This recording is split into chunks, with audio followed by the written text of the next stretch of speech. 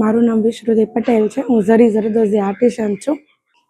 આ રાખડીમાં સૌપ્રથમ ડિઝાઇન બનાવવામાં આવી છે અને એની પછી 3 દિવસની મહેનત પછી આ રાખડી રેડી થઈ છે અને આમાં ચાંદીની ઝરી ઝરદોઝીનો ઉપયોગ કરવામાં આવ્યો છે। બહુ જ ખુશીનો અનુભવ થાય છે અને ભગવાન રામ સુધી મારી કળા પહોંચશે એની મને ખૂબ જ ખુશી છે। સંદીપ નરેશભાઈ રાણા, અમે જરદોઝી જરીનું મેન્યુફેક્ચરિંગ કરીએ છીએ।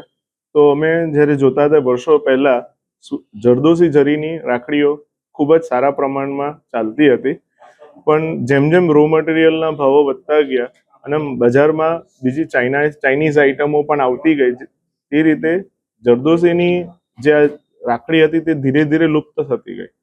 તો અમારે એક વિચાર આવ્યો કે આવી એક જરદોઝીની રાખડી આવી કોઈક સારા ધાર્મિક સ્થળો પર મોકલી શકાય, જેથી આપણી કળા અને આપણે જે જરદોઝી જરી સુરતમાં બનાવીએ તેનો પ્રચાર અને પ્રસાર કરી શકીએ। અને અમારો એક ભક્તિભાવ હતો કે આપણી સુરતની જે આ કળા છે અને આ જરી છે તેને આપણે સર્વ લોકો સુધી પહોંચાડી શકીએ અને સર્વ લોકો ખબર પડે કે જરદોઝી જરી સુરતમાં બની રહી છે અને એનું હાટવણાટનું કામ પણ સુરતમાં થઈ રહ્યું છે અને પ્રભુ શ્રી રામને અમે એક ભક્તિભાવથી અમે અર્પણ કરવા જઈ રહ્યા છીએ।